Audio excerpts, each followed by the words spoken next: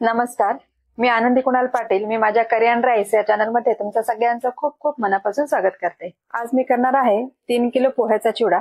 अगदी महिनाभर कुरकुरीत राहील असा पोह्याचा चिवडा कसा करायचा ते आपण पाहूया.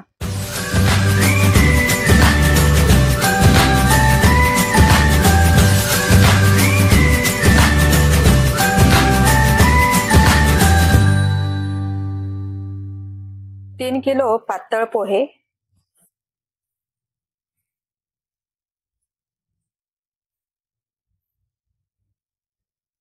1/2 किलो सुक्या खोबऱ्याचे काप,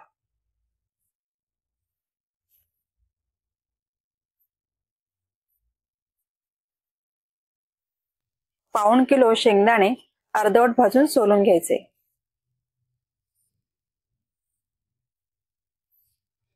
100 ग्रॅम डाळ,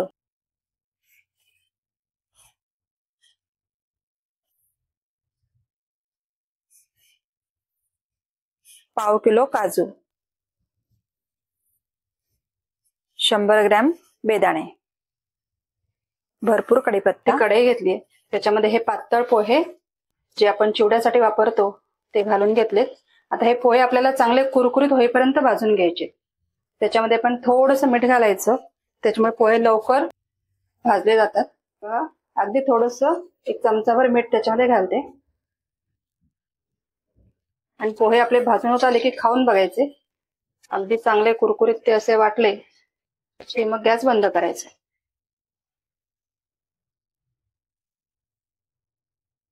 पोहे भाजताना खालता अगदी खालपासून घालायचं, नाहीतर खालचे पोहे करपतात.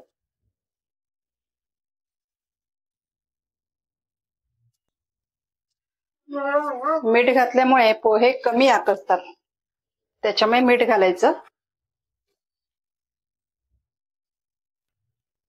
हे बघा, आता हे पोह्याचा कलर थोडा बदललेला आहे आणि आपले भाजून झालेले आहेत. आता यावेळेला आपण काय करायचे, पोहे थोडेसे घेऊन खाऊन बघायचे. अगदी कुरकुरीत भाजले गेले की आपण हे काढून घ्यायचे. एकदम मस्त कुरकुरीत झालेले.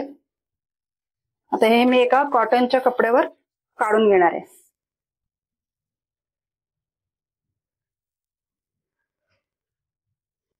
हे बघा, आता हे पोहे आपले सगळे थंड झालेले आहेत. आता हे पोहे आपल्याला चाळून घ्यायचे. हे चाळणीने चाळून घ्यायचे. त्याच्यामध्ये कुठे थोडेसे काय काळं वगैरे झाले असेल पोहे तर ते काढून टाकायचे. एकदम अलगद हाताने घ्यायचे.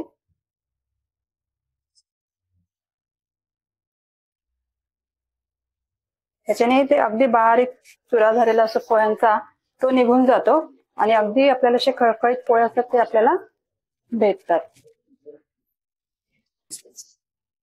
हे बघा, या पद्धतीने अगदी मस्त असे पोहे आहेत बघा. हे असे आपल्याला पोहे चाळून घ्यायचे. आता मी एका भांड्यामध्ये काढून घेते. या पद्धतीने आपल्याला सगळे पोहे चाळून घ्यायचे. हे बघा, आता हे सगळे पोहे मी चाळून हे त्यातले काही पोहे मी पातेल्यात काढून घेतलेत आणि बाकीचे पिशवीत ठेवलेत मऊ पडायला नको म्हणून. आता ह्या पातेल्यातल्या पोह्यावरती आपण जे काही फोडणी करणार आहोत, डाळ, खोबरं, काजू वगैरे ते सगळे आपण याच्यामध्ये तळून आधी घालणार आहोत. आता मी ते सगळं तळायला घेते. आता हे कढईमध्ये तेल घेतले. ते खोबरं आहे, खोबऱ्याचे आपण काप करून घेतलेले आणि ते सगळे आपल्याला तळून घ्यायचे. अगदी गोल्डन कलर वरती तळून घ्यायचे. हे बघा, एवढा कलर झाला. आता हे काढून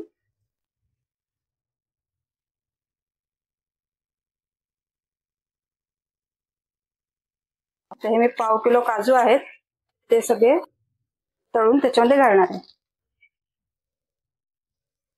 काजू ऑप्शनल आहेत, जर तुम्हाला हवे असेल तर घाला, नाही घातले तरी सुद्धा चालेल.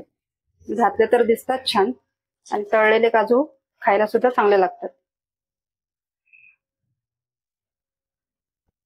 काजू सुद्धा आपण तळलेले आता भांड्यात घालून घेतले, म्हणजे पोह्यामध्ये. आता आपण त्याच्यामध्ये डाळ घालून घ्यायचे. 100 ग्रॅम डाळ मी घेतलंय. हे सुद्धा आपल्याला हलका त्याचा गोल्डन कलर आपल्याला करून घ्यायचा. हे बघा, हे डाळ तळताना असा फेस होतो, असं वर करून व्यवस्थित बघायचंय किती झालंय ते. ह्याला कलर आलेला आहे. आता आपण हे पोह्यामध्ये घालून घ्या.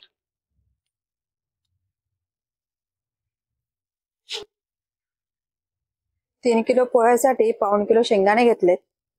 आता ते शेंगदाणे सुद्धा आपल्याला गोल्डन कलरवर तळून घ्यायचे.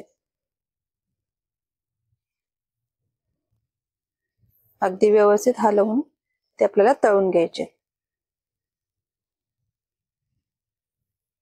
हे बघा अगदी मस्त कलर आलेला आहे. आता हे काढून घ्यायचे. शेंगदाणे सुद्धा याच्यामध्ये सगळे घालून घ्यायचे. बघा आता मी याच्यामध्ये कढईमध्ये अर्धा किलो तेल घालून घेतलेलं आहे. आता याच्यामध्ये कढीपत्ता आणि मिरची, लसूण हे आपल्याला फ्राय करून त्याच्यामध्ये घालायचे चिवड्यामध्ये. आधी मी 1/2 किलो तेल घातलं होतं. त्याच्यामध्ये शेंगदाणे, डाळ, खोबरं, काजू हे सगळं तळून मी त्याच्यामध्ये घातलं होतं. आता मी अजून तेल घेतलंय आणि त्याच्यामध्ये आता मिरची, लसूण आणि कढीपत्ता आपल्याला फ्राय करून त्याची फोडणी करून आपल्याला घालायची आहे. मी आज भरपूर हा कढीपत्ता घेतलेला आहे. हा कढीपत्ता सुद्धा आपल्याला तळून फोडणीमध्ये घालायचा आहे. हे बघा मी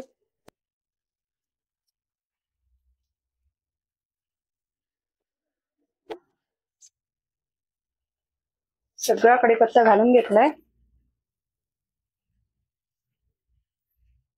आता चांगला कुरकुरीत तळून घ्यायचा आहे आणि हा आपल्याला त्या पोह्यावरती घालायचा आहे. हे बघा आता कढीपत्ता चांगला कडक तळला गेलेला आहे. आपण आता काढून घेऊया आणि हा पण त्या फोडणीवर घालायचा आहे. बघा हे मिरची आणि लसूण मी मिक्सरवरती भरड वाटून घेतलेला आहे.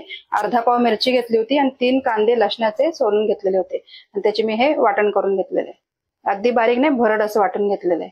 ते आपण जी लसूण मिरची वाटली होती ती आपण तेलामध्ये घालून घेतली आणि आता ही चांगली आपल्याला खरपूस तळून घ्यायची. फोडणी आपली होतीये तर ह्याच्यामध्येच आपल्याला मीठ घालून घ्यायचंय. तर 3 किलो आपले पोहे आहेत त्या अंदाजाने आपल्याला मीठ घालून घ्यायचं. म्हणजे साधारण मी 3 टीस्पून आपण मीठ घालतेय. नंतर आपण चाखून ते मीठ आपण वाढवू शकतो लागलं तर.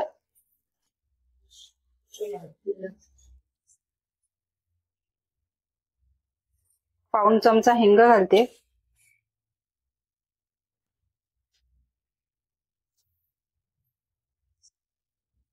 आता याच्यामध्ये आपल्याला 2 चमचे हळद घालून घ्यायची.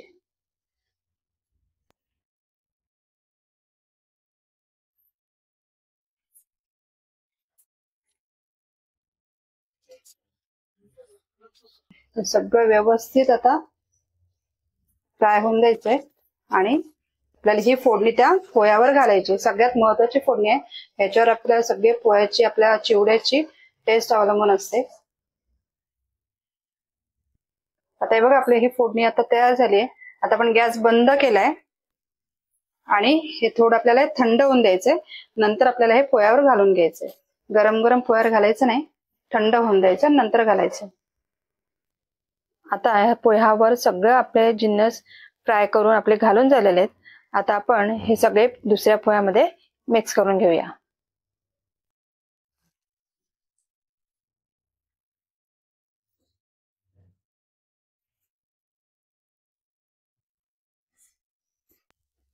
आता हे सगळे पातेल्यातले पोहे आणि फोडणी आपण सगळी याच्यावर घालून घ्यायची.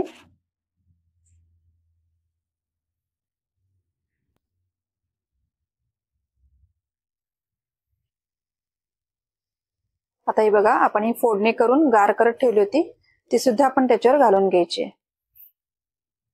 आता हे सगळं आपल्याला व्यवस्थित एकजीव करून घ्यायचंय.